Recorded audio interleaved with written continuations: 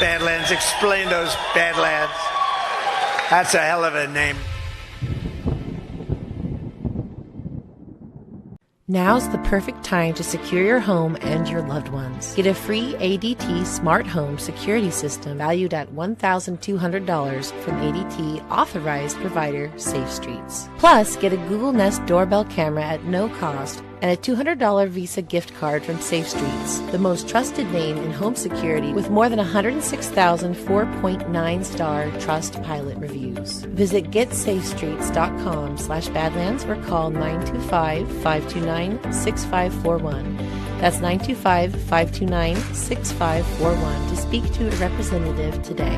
$99 customer installation charge and purchase of new monitoring service required for the termination fee apply.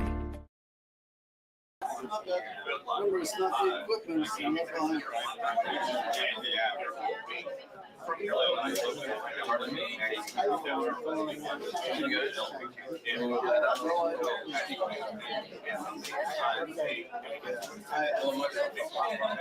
Mark, whose stuff is that, Ned? Is that up front? That's Steve. So I think ours is still up. Some of ours might still be up front. Oh, Go check. put it on the ground. Yeah. If I drop it, it's on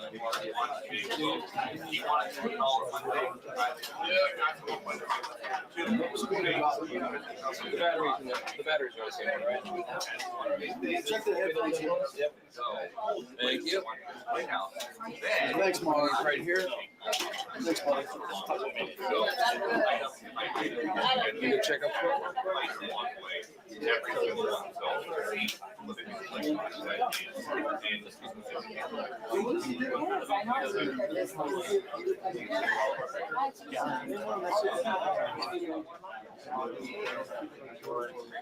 Can't do that shit on your own. Thank you.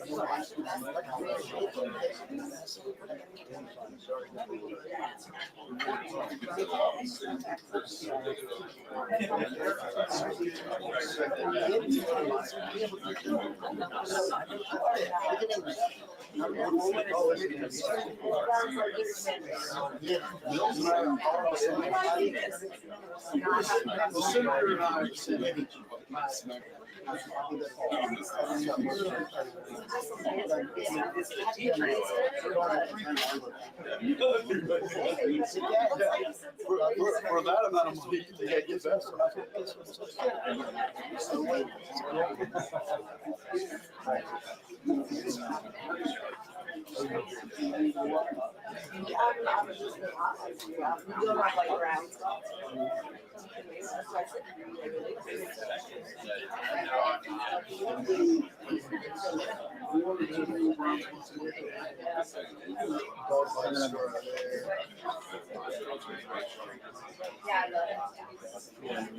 This is what most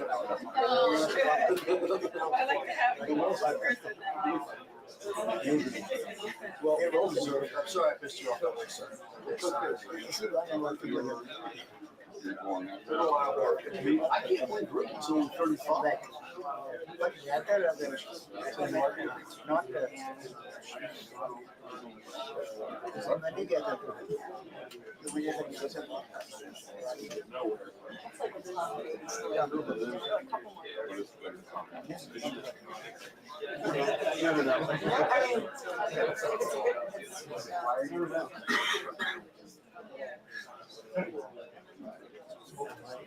A lot of double-A's there, Doug. What are you doing over there?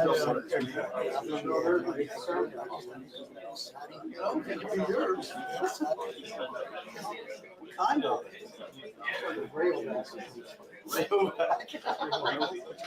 Got the little kitty cat in the middle of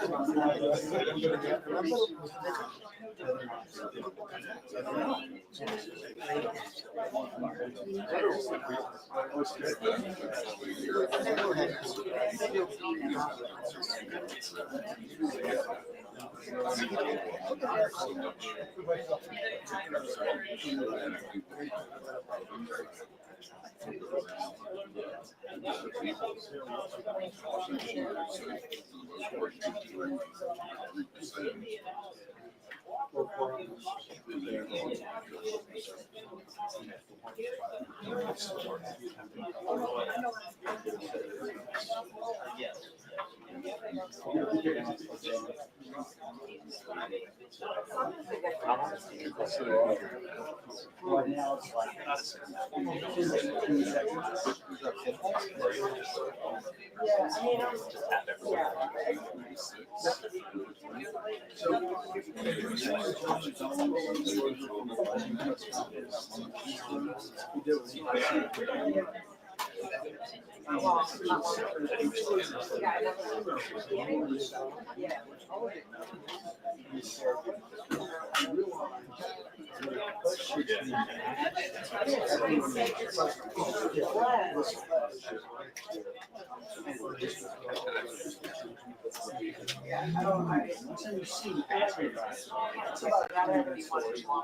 and it's worth it, you know. And it's got the pictures of him taking it and the actual picture on his life. It was really good. It's a beautiful. These are amazing. He tells the story started how she was out in the house. And he knew the guy was in charge of adults. They needed some picture of Concord Lane. So the guy like dropped them all inside the fence in front of the runway, which left him there. He's playing like land over his head and shot his picture of a plane. Golden age, man. Golden age.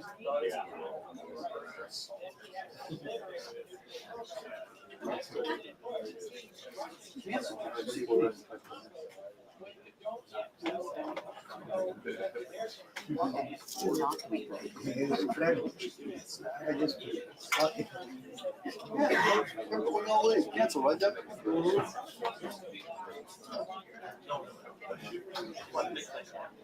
Oh, yeah, I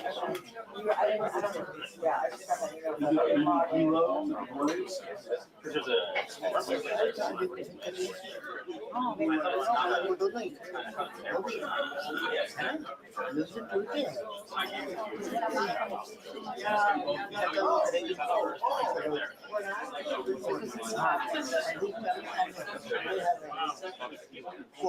Nice to see you, Sean. Thanks for coming.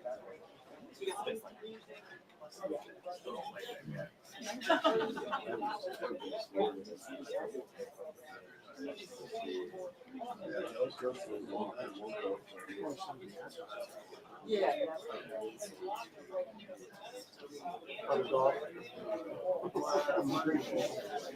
Look at the crocodiles first, then the golf first. There are.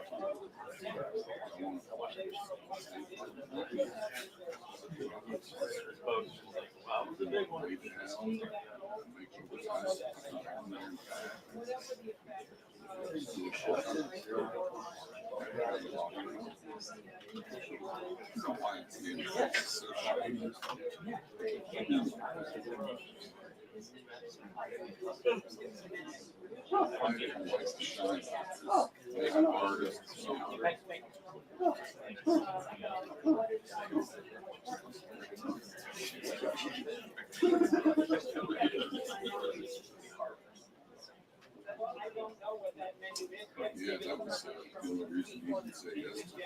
I don't really like Apple,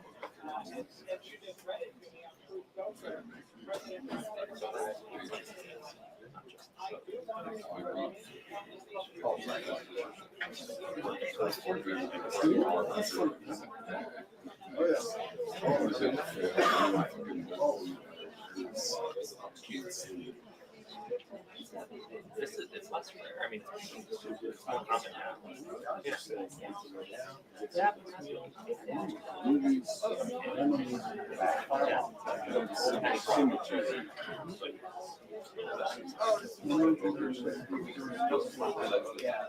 But yeah, you're right. Yeah, James.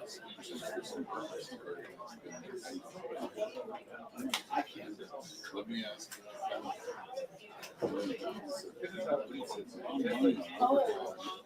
And if it changes, the way it changes, it's great. I just have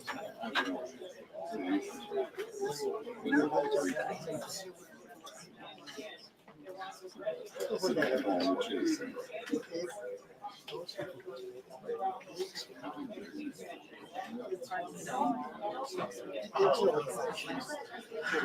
Which is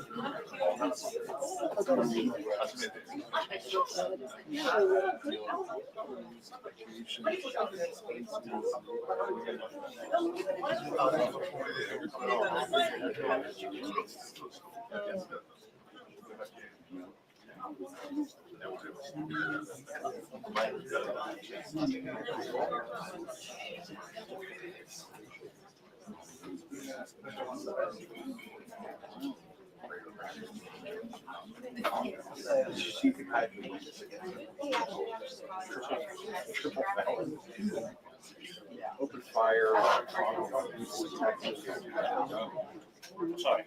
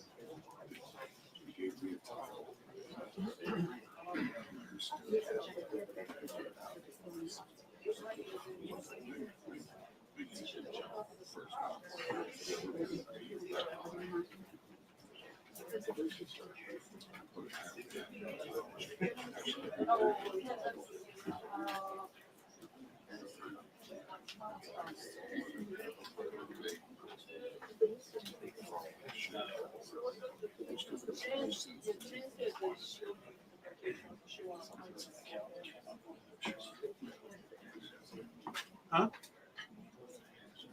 Oh, no.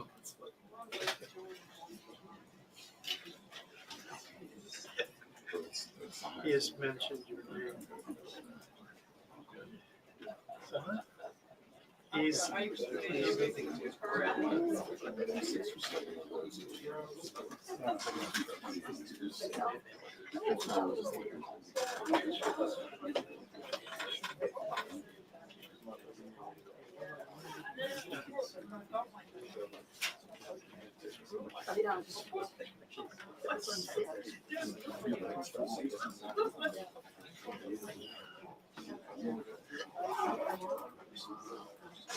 $28 years now. We got 4. Will it be 5 years before, right? Or you should get it sooner.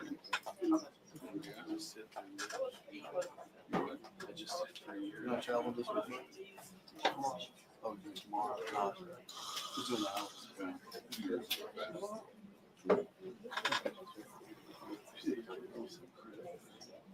Oh.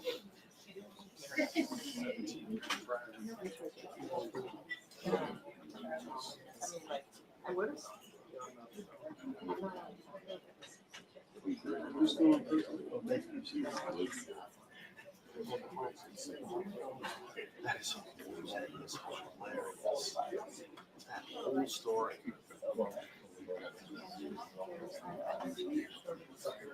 Was that written by Emily? Was that written by Emily?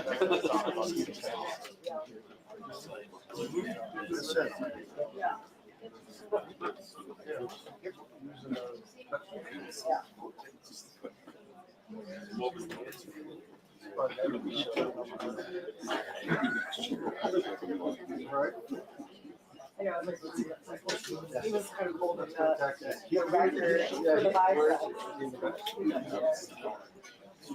Sit next to you.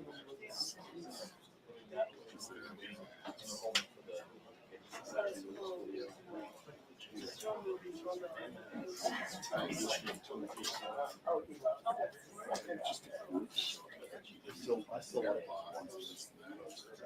Yeah.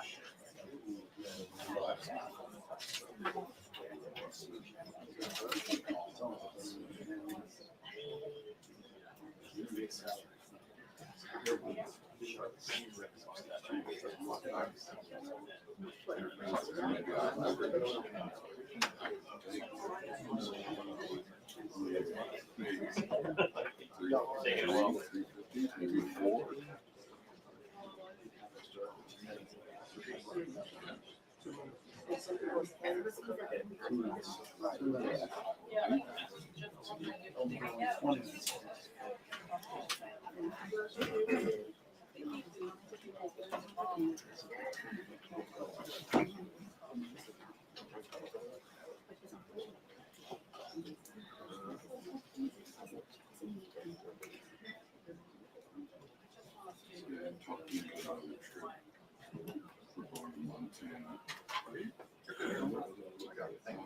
This range.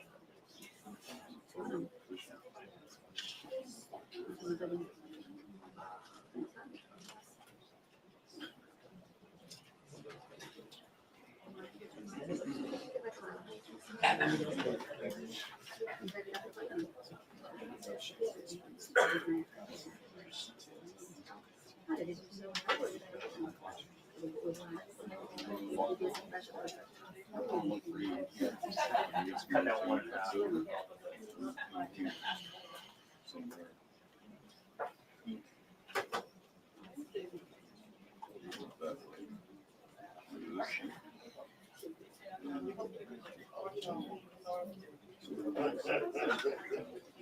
But I mean, if you're not working,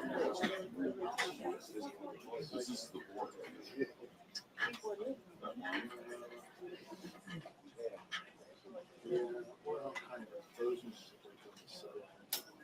That's where we're flying to.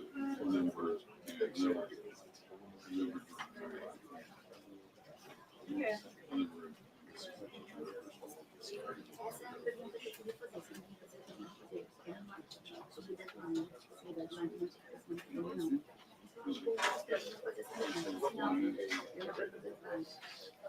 Outside of Never.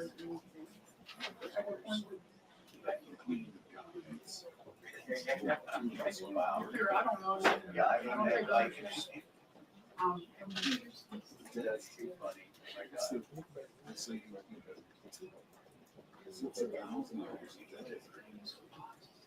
my God. Oh, okay, all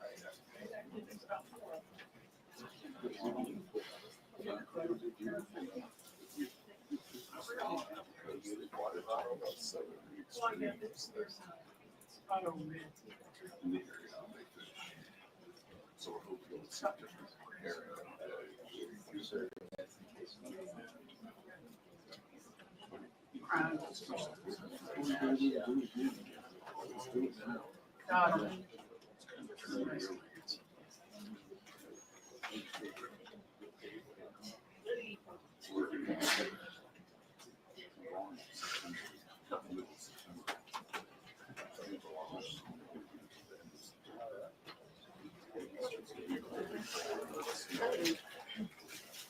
Good afternoon, everybody. Good afternoon. Have a good weekend. It's good to see you back here. have another busy week. On a scheduling note, tomorrow, President Trump will travel to the great state of Florida to attend the opening of a new illegal alien detention center located at Dade Collier Training and Transition Airport, alongside Secretary Kristi Noem, Governor Ron DeSantis, Congressman Byron Donalds, and other state and local leaders. We hope to see many of you there. The facility is in the heart of the Everglades and will be informally known as Alligator Alcatraz. There is only one road leading in, and the only way out is a one-way flight. It is isolated and surrounded by dangerous wildlife and unforgiving terrain. The facility will have up to 5,000 beds to house, process, and deport criminal illegal aliens. This is an efficient and low-cost way to help carry out the largest mass deportation campaign in American history. We are truly coming off a historic week of President Trump racking up win after win on behalf of the American people. President Trump restored peace through strength and acted decisively as commander-in-chief to obliterate the immediate threat of the Iranian regime's nuclear capabilities, and then brokered a ceasefire between Israel and Iran, which continues to hold. Then, the president traveled to the Netherlands and achieved a monumental win for the United States and the NATO alliance by getting our allies to dedicate 5% of their GDPs to military spending. As a result of President Trump unleashing American energy dominance, summer gas prices are at the lowest they have been in 4 years, heading into the July 4th week. And with the incoming Trump economic boom, the stock market continues to roar back, with the S&P 500 and the NASDAQ both hitting record highs. And on this point of an economic boom, I bring to you original correspondence from the President of the United States to our Fed Chair, Jerome Powell. As the President has consistently stated, the American economy is booming. And there were so many economic analysts who said that this president's policies would drive our economy down, when in fact we have seen the opposite. We've seen a massive deregulation campaign take place. We've seen inflation completely diminished from where it was under the reckless spending and the bad policies of the previous incompetent administration. I would remind the Fed chair, and I would remind the entire world, that this is a president who was a businessman first, and he knows what he is doing. He has a proven economic formula that worked in his first term as president, and it is working again. The one problem that remains is high interest rates for the American people. The American people want to borrow money cheaply, and they should be able to do that. But unfortunately, we have interest rates that are still too high. So the president sent this note to the Fed chair today. And if you look at this chart, this is a chart of all of the interest rates of many countries throughout the world. At the top is Switzerland. They're only paying a quarter for interest rates. Cambodia, Japan, Denmark, Thailand, Botswana, Barbados, Taiwan, Bulgaria, Cuba, Sweden, Morocco, Cabo Verde, South Korea, Algeria, Canada, Albania, Libya, Malaysia, China, New Zealand, Trinidad and Tobago, Czechia, Bolivia, Australia, Costa Rica, the Bahamas, Kuwait, Papua New Guinea, Bosnia, United Kingdom, and the UAE are all paying lower interest rates than the United States of America, which has one of the hottest and strongest economies in the world. The president sent this note to the Fed chair. It says, Jerome, you are as usual too late. You have cost the USA a fortune and continue to do so. You should lower the rate by a lot. Hundreds of billions of dollars are being lost, and there is no inflation. And the president is right. There is historically low inflation thanks to his policies. And we will continue to drive down the cost of living in this country for Americans. We will continue to deregulate. And it's also incredibly important that we pass this one big, beautiful bill, which is the largest tax cuts in American history.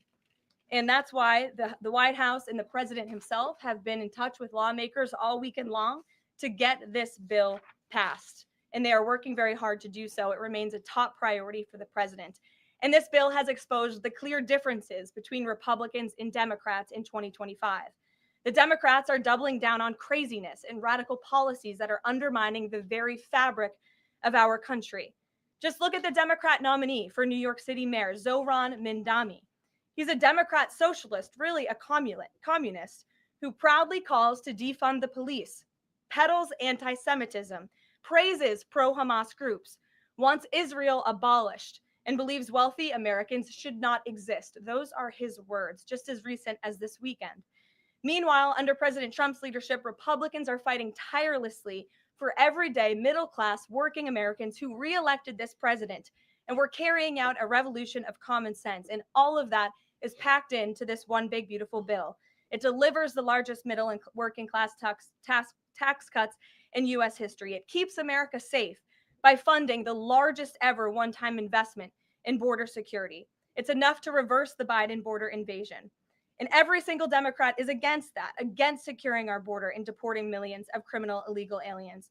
The one big beautiful bill also strengthens and protects Medicaid benefits, despite what Democrats are saying, for eligible American citizens who rely on it, like pregnant women, children, seniors, and people with disabilities, by eliminating waste, fraud, and abuse that threaten to destroy this program that was intended for the most vulnerable in our society. And every single Democrat in Congress is against rooting out that waste, fraud, and abuse and blocking the 1.4 million illegal aliens who are currently improperly receiving these benefits that should be going to American tax-paying citizens.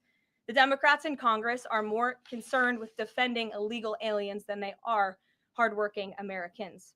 And the big beautiful bill also revitalizes our military and enhances our defense capabilities, protects our country from emerging new threats by funding a cutting-edge missile defense system called the Golden Dome.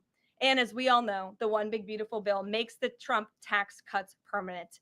The White House and the president are adamant that this bill is passed and that this bill makes its way to his desk. Republicans need to stay tough and unified during the home stretch, and we are counting on them to get the job done. So with that, we will take up questions. John Fredericks is in our new media seat today. John, thanks for being here. We'll kick it to you. Thank you, Karoline. Let's get to the one big beautiful bill first. It Sure. appears now you're going to get at least 50 votes in the Senate. There'll be some amendments. What is the president's confidence level in getting 218 votes in the House by the end of this week in order for him to sign it on Friday? Well, look, we are very well aware, the president is very well aware that this bill needs to not only pass out of the Senate, but it needs to go back to the House. And we need the full weight of the Republican conference to get behind this bill. And we expect them to, and we are confident that they will. The president has been working hand in hand with Senate Majority Leader Thune and also our House Republican leader, or the Speaker of the House, Mike Johnson, both of whom will be at the White House today to meet with the president yet again. I believe they were here this morning, actually. I have one follow-up. Sure. You outlined Jerome Powell and the note that the president just sent to him. There are many who believe that Powell has been politicized in a lot of different ways. The president has not been shy about acting on things that he believes in. Why not just fire Jerome Powell and put in somebody that is going to lower rates? Why wait? Well, it's a good question, and one you can ask the president because that's a decision for him to make. But you're right to point out the politicization of the Fed, and it's very unfortunate for our country. But Jerome Powell cut rates numerous times ahead of the election when Joe Biden was in this Oval Office, but now he refuses to, and the economy is in a much better place. So there really isn't a good explanation for that, and the president is rightfully calling attention to it. Kelly. Good afternoon. On Iran, the president posted on his social that he is not even talking to them anymore. When we were at NATO, he said he expected the U.S. and Iran to have talks as early as this week and that he might even want to see a written agreement. What is the update now if he's saying he's not even talking? So as I told you from the podium last week, I said the administration, and namely our special envoy, Steve Witkoff, has been in communication both directly and indirectly with the Iranians. That communication continues. The president himself has not talked to Iran, which he pointed out in his truth statement. Peter. Thank you, Karoline. Does President Trump want Zohran Mamdani deported? I haven't heard him say that. I haven't heard him call for that. But certainly he does not want this individual to be elected. I was just speaking to him about it and his radical policies that will completely crush New York City, which is obviously a city that the president holds near and dear to his heart. There's this Congressman Andy Ogles. He wants the Attorney General Bondi to explore denaturalization proceedings because he thinks Mamdani could have misrepresented or concealed material support for terrorism based on rap lyrics he wrote in 2017. Does President Trump think this is a worthwhile use of the Attorney General's time? Well, I'll let the president speak to that. I have not seen those claims, but surely if they are true, it's something that should be investigated. And could President Trump see himself, you said you just talked to him about this. Mm-hmm. Could he see himself working with a mayor, Mamdani, somebody who on Meet the Press this weekend was given 3 chances to condemn the phrase globalize the intifada, but he couldn't. Yeah, look, the president is always willing to work with everyone. He's working with Democrats across the country, Democrat governors, and he said he'll work with people on the far left. He works with Republicans. He works with people in the middle. He wants to do what's right for America, but surely someone who holds these values and is quite literally a communist and condemns every value that makes this country great: common sense, law and order, low taxes, working hard, and earning your keep in this country. He's against all of that, and I think the president would find it difficult to work with someone like that if he is elected. I'm sure you'll hear more from the president on that, but we'll have to see. Hopefully the voters of New York City choose wisely. Sure. Thanks, Caroline. The president on Friday said that he was hopeful of a Gaza deal within the next week. Can you give us an update on any progress towards that, and on any talks that the White House is having with Israel on that? Mm-hmm. Sure. Well, I know that Mr. Dermer is in Washington this week to meet with senior officials here at the White House. I also know that this administration is in constant communication with Israeli leadership, and the president himself speaks frequently, as you know, to Prime Minister Netanyahu. But this has been a priority for the president since he took office, to end this brutal war in Gaza. It is because of this president that humanitarian aid is being brought into the region.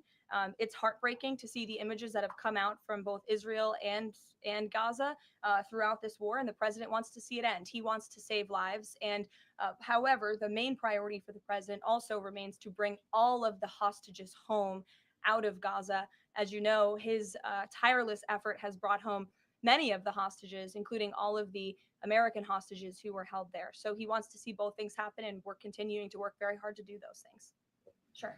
Yeah, thanks, Caroline. What is the White House's response to Senator Tillis's criticism articulated from the Senate floor yesterday, in which he said passing the big, beautiful bill would betray President Trump's promise to protect Medicaid? Well, he is just wrong. And the president and the vast majority of Republicans who are supportive of this legislation are right.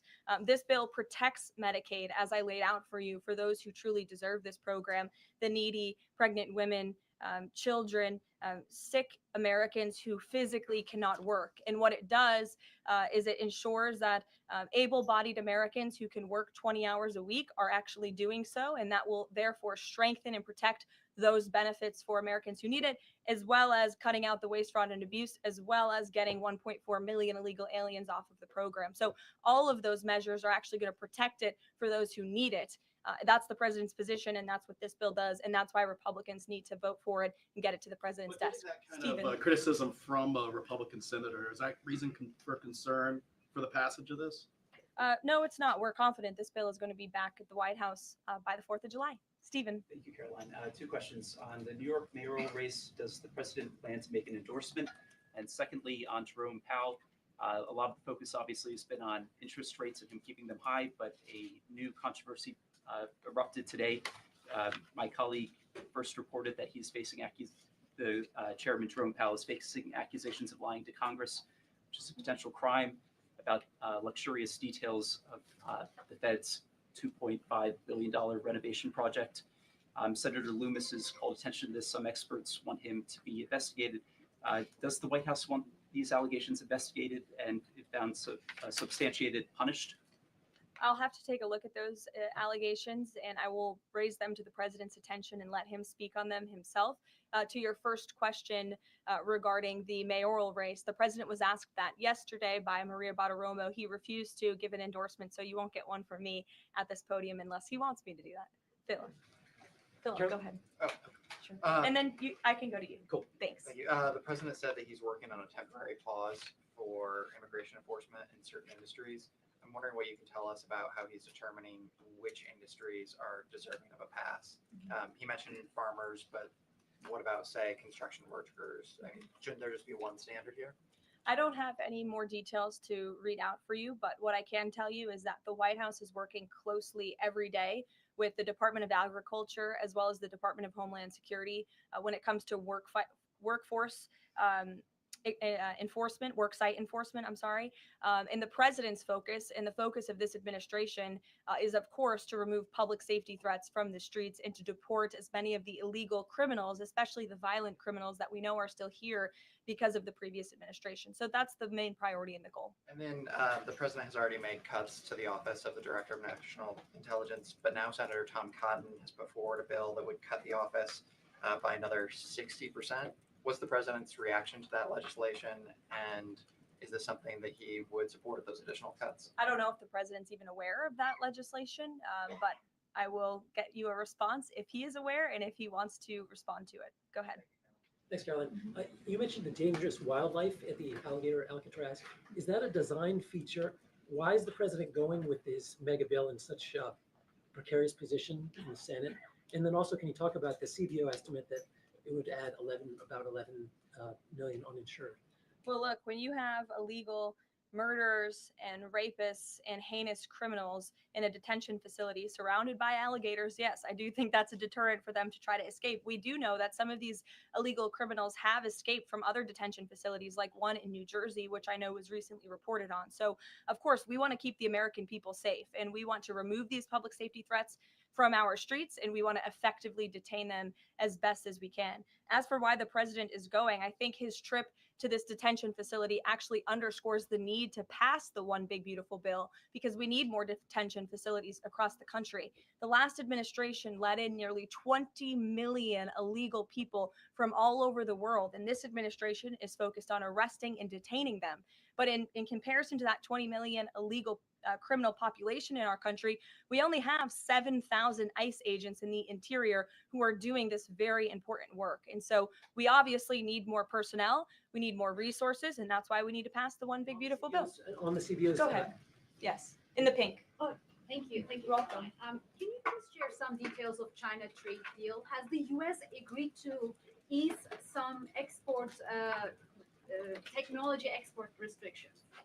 Sure. Well, the final language that was agreed upon in both Geneva and in London was signed just past week. We can get you that final text of the agreement. Go ahead. Thank you, Caroline. Eamon, and then behind you. Okay, thanks, Caroline. So on Jay Powell, has the president got a short list of who he wants to see as Jay Powell's successor? And is he going to name a successor as early as this summer? I won't get ahead of the president on any announcements on that. Does he like Scott Besson for the job? Again, I won't get ahead of the president. You know, on TikTok, if you could, real quick, he said yesterday he's got a buyer, but the question there is, does he have a seller? And do you have any indication from the Chinese government that they've authorized a sale of TikTok to the U.S. or to U.S. buyers? What I can tell you is that these discussions with China regarding the sale of TikTok have been ongoing at the highest level.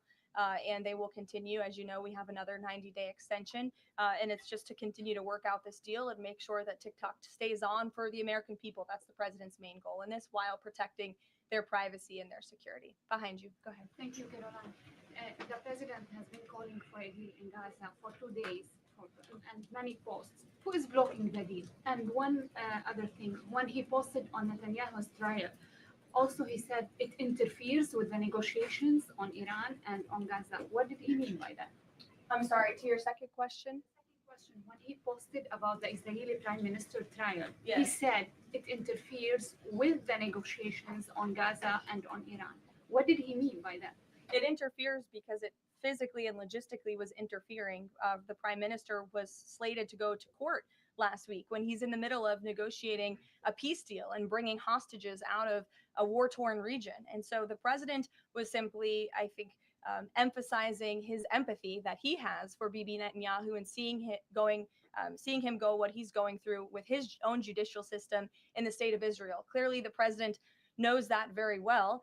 He too was a victim of a judicial system that was trying to put him in jail, as you all know. You all covered it, but President Trump prevailed. That's why he's back in the Oval Office, and he believes that Bibi Netanyahu is a great leader for the people of Israel. The president just worked with him closely to end that 12-day war and to obliterate Iran's nuclear facility, to take out that imminent threat, not just to the state of Israel, but also to the United States of America and the rest of the world. And he believes that Prime Minister Netanyahu should be praised for that.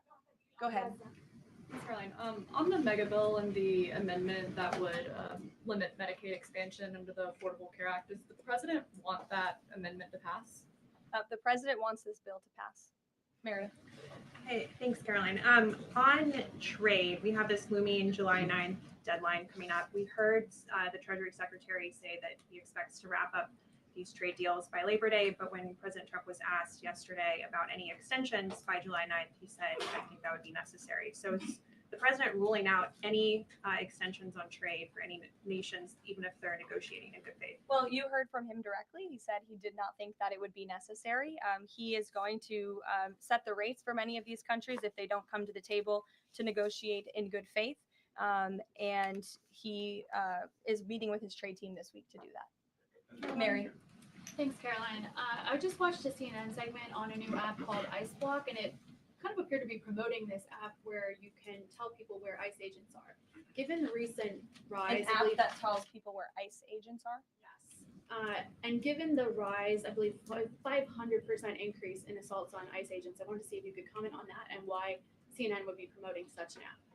Well, it's a very good question. I'll have to go back and watch the clip myself, but surely it sounds like this would be an incitement of further violence against our ICE officers. As you know, as you stated, there's been a 500% increase in violence against ICE agents, law enforcement officers across the country who are just simply trying to do their jobs and remove public safety threats from our communities. And that's something we as Americans, including journalists at CNN who live in many of these cities where illegal aliens are hiding and were let in from the previous administration, should be very grateful for. So we haven't seen the clip. We'll take a look at it, but certainly it's unacceptable that a major network would promote such an app that is encouraging violence against law enforcement officers who are trying to keep our country safe.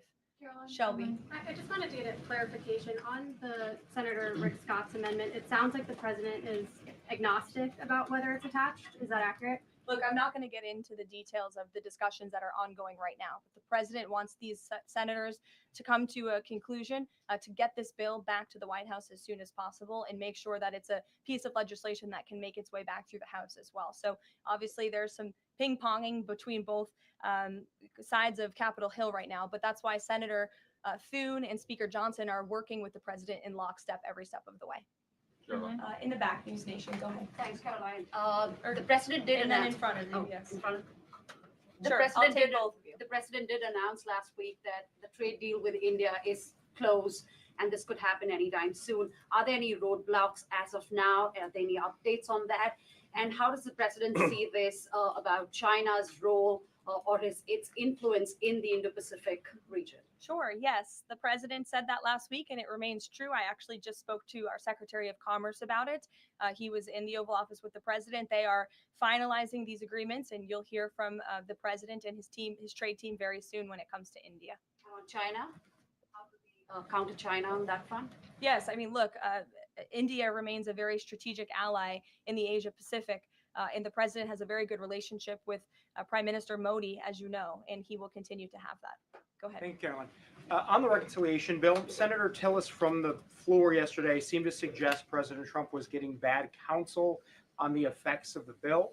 Is President Trump aware of the analyses, and there are several of these, that suggest if rural hospitals potentially close, if there are Medicaid patients in the millions that become ineligible for that? Yes, and that claim is just simply untrue. Rural hospitals comprise 7% of all hospital spending on Medicaid, and that illustrates that they have not benefited from the massive increase of waste, fraud, and abuse under the Biden administration. So this bill strengthens Medicaid. It will protect those benefits that hardworking Americans need, and that's why the president wants this bill to pass. The senator was wrong. The president put out a Truth Social post addressing it, and then the senator announced he's no longer running for office anymore. So I think that case has been closed, and the White House is continuing to focus on getting this legislation to the president's desk for his signature. Go ahead. Yes, you. Yeah, thank you so much. Well, you and then you. There's confusion here. A question on Syria. Go ahead. Has the Syrian government get back to you that they are ready to join the Abraham Accord? Is there any discussion with the Syrian and Israeli government for having security agreement? Is the first question. And the second question, what's the end goal for talking with the Iranian? Is that only focused on the nuclear program, or they are willing to speak about the other issues like the proxy groups and ballistic missiles, or even trade with Iran? So, as for discussions between Syria and Israel, you'll have to reach out to those respective governments. I can't comment on that. But what I can tell you is that this afternoon, the president will be signing an executive order to terminate the United States sanctions program on Syria. And this is in an effort to promote and support the country's path to stability and peace. The order will remove sanctions on Syria while maintaining sanctions on the former President Assad, his associates, human rights abusers, drug traffickers, persons linked to chemical weapons activities, ISIS and their affiliates, and Iranian proxies. And this is, again, an action that the president promised and shocked the world with in Saudi Arabia, because he's committed to supporting a Syria that is stable, unified, and at peace with itself and its neighbors. The president met with Syria's new president when we were in the Middle East, as you know. And so this is another promise made and promise kept by this president to promote peace and stability in the region. Go ahead, Iris. Sure. Questions on two topics, if you don't mind. Sure. Iris Howard, NTD here. First on Canada. Canada says it's now dropping its digital services tax on American tech companies days after President Trump says he's halting all trade talks with Canada. First, what's the president's reaction to this? Can you tell us more about his call with Prime Minister Carney over the weekend? How did he get Carney to drop it? And also, what's the impact on American tech companies given this latest progress, as the president says he has been fighting for American tech companies? It's very simple. Prime Minister Carney in Canada caved to President Trump in the United States of America.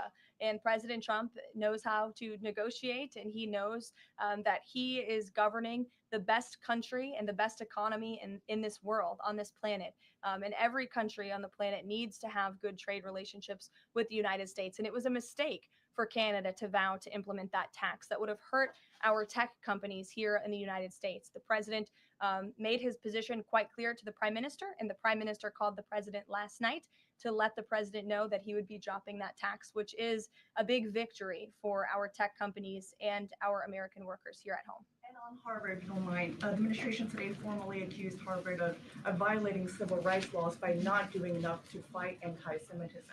We know that the president has talked to us before about Harvard potentially having to deal with administration in the coming days. Do you have an updated timeline for that? How's the negotiations going? And is more pressure needed for Harvard to take fighting anti-Semitism seriously? Well, there was quite a direct letter that was sent to Harvard this morning, as you know. The negotiations are taking place behind closed doors, so I won't comment on that. But what I will share with all of you, for those who haven't seen it, is the context of this letter, because I think it's very important. And this comes from the Department of Health and Human Services, which concluded after a thorough investigation that Harvard University is in a violent violation of Title VI of the Civil Rights Act, which prohibits discrimination on the basis of race, color, and national origin. And if you read some of the content of the investigation and what they found, the majority of Jewish students reportedly experienced negative bias or discrimination on their campus, while a quarter of Jewish students at Harvard felt physically unsafe. Jewish and Israeli students were assaulted and spit on. They hid their kippahs for fear of being harassed and concealed their Jewish identity from classmates for fear of ostracization. Images were widely circulated amongst the Harvard community that trafficked in obvious anti-Semitic tropes, including one that showed a dollar sign inside of a Star of David, and the campus was vandalized with anti-Semitic stickers, including one that showed the Israeli flag with a swastika. The Harvard campus was racked by demonstrations, as you all know, violent protests that violated the university's rules of conduct. The demonstrations called for genocide and murder, denied Jewish and Israeli students access to campus spaces. These are all facts that Harvard cannot dispute, and that's why the administration has found them in violation of Title VI and has threatened to withhold their federal funding, because if you break federal law, you should not be receiving federal tax dollars. And so I rest my case on Harvard. Andrea. Yeah, so President Macron of France earlier today said that tariffs levied by powerful countries are often a form of blackmail, and criticized the sort of process that's underway. Didn't mention the United States specifically, but said that these tariffs are really hurting developing countries. So there's this big UN conference going on. What do you say to that? What is the president, was he aware of that comment, and do you have any response? I think the president and the White House would certainly reject that characterization by Prime Minister Macron. Tariffs are an effective use of presidential power to bring back the middle class, to bring back our manufacturing industry, which was the backbone of our American economy and has been hollowed out by globalist politicians who have caved to foreign countries instead of doing what's right for American workers. That's why the president is effectively utilizing his authority to wage tariffs and to utilize tariffs, and continues to be in discussions and negotiations on trade to do what's right for America.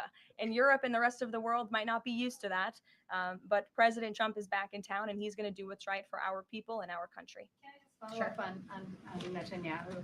So there's a report in Israeli media that the prime minister will actually be here, that Netanyahu will be here today meeting with the president. Can you confirm that? I don't believe Prime Minister Netanyahu is here today. I think you guys would know about that by now. Unless there's something going on I don't know about, but I don't believe he is. I do know he has expressed interest in coming to Washington and meeting with the president, and we are working on a date for that. I do not believe it is today, but that would be fun. You never know in this White House, let's be honest. Go ahead. Thanks, Karoline. Does the president support this new measure in the big, beautiful bill that would impose steep new taxes on new wind and solar projects? I believe you're referring to the credits for wind and solar projects. And what talking about the new tax? There's a new tax that it's estimated would add 10 to 20% to the cost of any new wind and solar projects that start after this year. Again, I don't want to comment on the specifics of provisions, but I'm sure the president will speak on that directly. Again, this is an ongoing process. The president continues to be very much engaged with the leadership in both the Senate and the House to get this bill back to his desk. Did the president ask for that provision? Because the National Building Trades Union is saying that it's the equivalent of terminating more than 1,000 Keystone XL pipeline projects. Is that something that would concern him? Well, the president spoke on this yesterday in his interview, and he said he understands that legislators want to protect jobs in their communities and in their districts. And so he understands why some of them are against this provision, but he also understands why people want the provision. So again, this is an ongoing deliberation and discussion, and the president is engaged in this very much. Go ahead. Thanks, Karoline.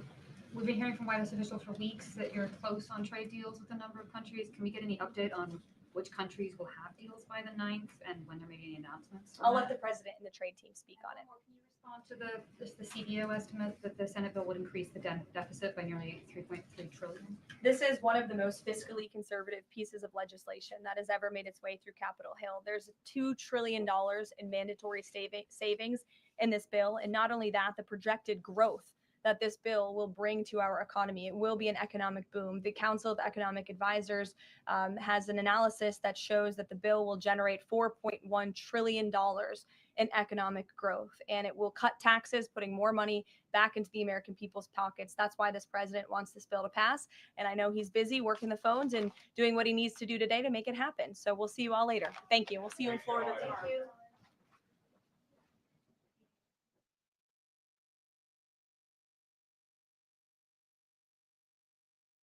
Coming August 14th to 17th, Badlands Media returns to Deadwood, South Dakota for the 9th stop of the Great American Restoration Tour. Come for family, friends, fun, and a f***ing good time. Hear truth bombs that hit harder than B2s on an Iran nuke site from Burning Bright, Chris Paul, CanCon, Red Pill 78, Brad Nabby, Ash, Ghost, Jordan Sather, John Harold, whoever that is, and more. Plus, Alpha might make you a sandwich. Deadwood is a gorgeous town in the middle of the Black Hills of South Dakota. If you've never been, you need to see it. Plus, you might be lucky enough to witness some terrible karaoke from your favorite Badlanders. Go to badlandsmedia.tv/events for weekend or one-day tickets. And if you can't make it in person, virtual tickets are available too. Watch from the comfort of your couch with tons of behind-the-scenes content and get access to an exclusive guard chat. That's badlandsmedia.tv/events. Be there or be there online. It'll be recorded. Thank you so much for joining us, and don't forget to hit the thumbs up on this video. And a special thank you to all of our advertising partners. Please remember to shift your dollars to support those businesses that support Badlands Media.